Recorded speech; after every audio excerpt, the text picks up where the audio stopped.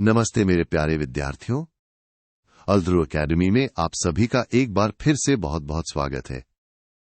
मैं हूं आपका दोस्त, आपका एजुकेटर, और आज हम वीएमओयू कोटा के जून 2026 एग्जाम्स के लिए बीईडी 108 यानी गणित का शिक्षण शास्त्र के सबसे महत्वपूर्ण टॉप 20 प्रश्नों को कवर करने वाले हैं। ये वो प्रश्न हैं जो आपको सेक्शन ए में पूरे 2 मार्क्स दिला सकते हैं। तो तैयार हो जाइए, अपनी सीट बेल्ट बांध लीजिए, क्योंकि ये सेशन आपकी सफलता की गारंटी है। चलिए शुरू करते हैं। तो दोस्तों, हमारा पहला सवाल है ह्यूरिस्टिक विधि के प्रवर्तक जन्मदाता कौन थे? और देखिए, ये प्रश्न जून 2019, जून 2023, दिसंबर 2023 और जून दिसंबर 2020 में पूछा गया है। मतलब ये बहुत ही महत्वपूर्ण प्रश्न है। इसे तो आपको रट लेना है। और इसका सही जवाब है ह्यूरिस्टिक विधि के प्रवर्तक थे आर्मस्ट्रॉन्ग। इन्होंने इसे खास तौर पर विज्ञान शिक्षण के लिए विकसित किया था। याद रखिए आर्मस्ट्रॉन्ग। अगला प्रश्न है गणित की 3 मूल संरचनाओं के नाम लिखिए। ये प्रश्न जून 2022, जून 2018 और जून 2016 में भी आ चुका है।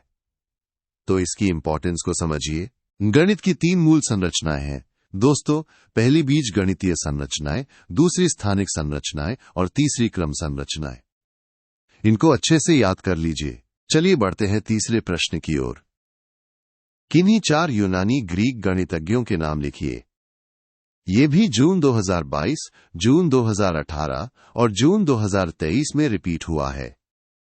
तो इसे भी हल्के में मत लीजिएगा। और इसका सीधा सा जवाब है 4 प्रमुख यूनानी गणितज्ञ थे, थेल्स, पाइथागोरस, प्लेटो और यूक्लिड। ये नाम आपको पता होने चाहिए। अब आता है एक और सुपर डुपर इंपॉर्टेंट प्रश्न। गणित सभी विज्ञानों का प्रवेश द्वार तथा कुंजी है। यह कथन किसने कहा? दोस्तों, यह जून 2018, जून 2023 और जून दिसंबर 2020 में आया है। मतलब है तो छपने वाला प्रश्न है। और इस शानदार कथन को कहने वाले थे रोजर बेकन। बिल्कुल सही। रोजर बेकन ने कहा था कि गणित सभी विज्ञानों का प्रवेश द्वार और कुंजी है। हमारा 5वां प्रश्न है गणित सार संग्रह पुस्तक के लेखक कौन थे? यह प्रश्न जून 2022 और जून दिसंबर 2020 में भी पूछा गया है। और इस महत्वपूर्ण पुस्तक के लेखक थे महावीराचार्य। याद रखिए, गणित सार संग्रह महावीराचार्य द्वारा लिखी गई थी। दोस्तों, अगर आप भी 75% से ज्यादा मार्क्स पक्के करना चाहते हैं तो अल्द्रू एकेडमी की पूरी सब्जेक्ट गाइड पीडीएफ को अभी डाउनलोड कर लीजिए। इसमें आपको ऐसे ही सारे महत्वपूर्ण प्रश्न और उनके जवाब मिलेंगे। डायरेक्ट लिंक नीचे डिस्क्रिप्शन बॉक्स में दिया गया है। देर मत कीजिए, अपनी तैयारी को सुपरचार्ज कीजिए। चलिए आगे बढ़ते हैं प्रश्न 6 की ओर। शिक्षण के 4 मुख्य घटकों के नाम लिखिए। ये प्रश्न जून 2023 और जून दिसंबर 2020 में भी आया है। तो ध्यान से सुनिए।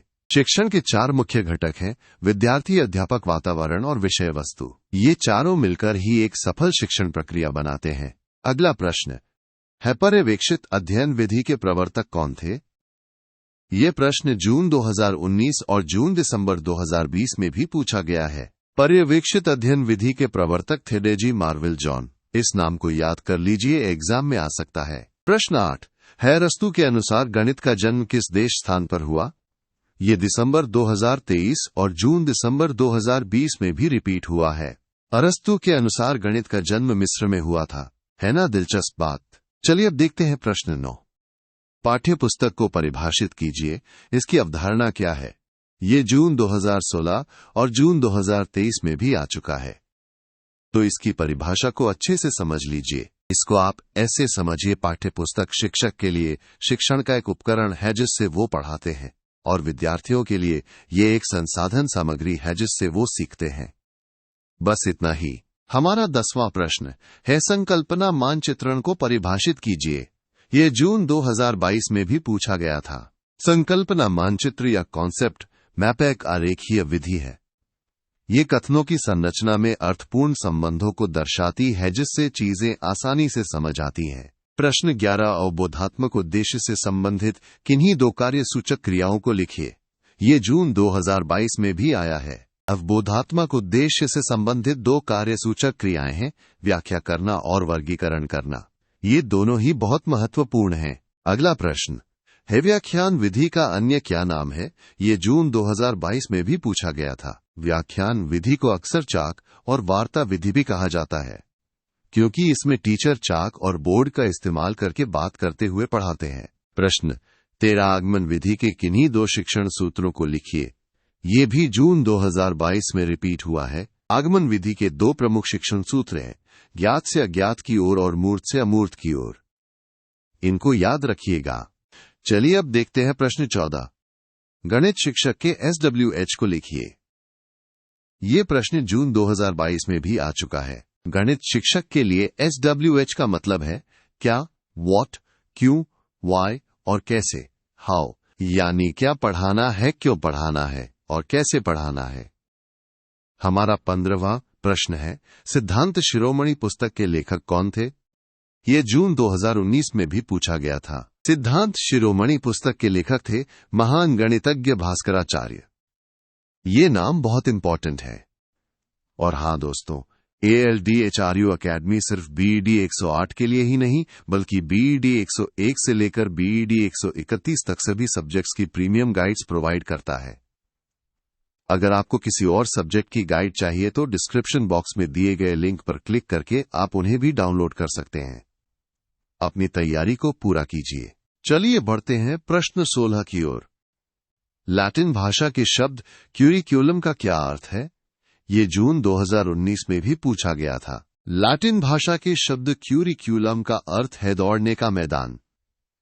इसको ऐसे समझिए कि पाठ्यक्रम भी एक दौड़ने का मैदान है जहां विद्यार्थी अपने लक्ष्य की ओर बढ़ते हैं। प्रश्न 17 CBE का पूर्ण रूप क्या है? ये जून 2019 में भी आया है। CBE का पूर्ण रूप है कंप्यूटर आधारित शिक्षा, कंप्यूटर बेस्ड एजुकेशन। आजकल तो सब कुछ डिजिटल हो रहा है ना। हमारा 18वां प्रश्न है, पुस्तकालय विद्यालय का हृदय है, जबकि अध्यापक मस्तिष्क होते हैं और विद्यार्थी शरीर होते हैं। ये कथन किसने कहा था? ये भी जून 2019 में पूछा गया है। ये बहुत ही गहरा और सुंदर कथन डॉ. राधाकृष्णन ने कहा था। ये पुस्तकालय और शिक्षा के महत्व को बहुत अच्छे से समझाता है। प्रश्न 19, सभी तीनों प्रकार के अनुवर्गों ट्यूटोरियल के नाम लिखिए। ये जून 2019 में भी आया है। तीनों प्रकार के अनुवर्ग हैं निरीक्षण युक्त अनुवर्ग, सामूहिक अनुवर्ग और प्रयोगात्मक अनुवर्ग।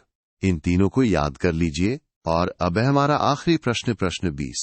कनिंघम द्वारा प्रतिपादित पाठ्यक्रम की परिभाषा लिखिए। ये जून 2018 में भी पूछा गया था। कनिंघम के अनुसार पाठ्यक्रम वो साधन है जिससे अध्यापक विद्यार्थी को अपने आदर्शों के अनुसार ढालता है। कितनी सटीक परिभाषा है ना। तो दोस्तों, ये थे हमारे BED 108 के टॉप 20 सबसे महत्वपूर्ण प्रश्न। मुझे पूरी उम्मीद है कि ये सेशन आपकी परीक्षा की तैयारी में बहुत मदद करेगा। अर्ध्रु अकेडमी की तरफ से आप सभी को एग्जाम्स के लिए ढेर सारी शुभकामनाएं। याद रखिए, मेहनत का फल सफलता है। इस वीडियो को लाइक करना, चैनल को सब्सक्राइब करना और डिस्क्रिप्शन बॉक्स चेक करना बिल्कुल मत भूलिएगा। Best of luck.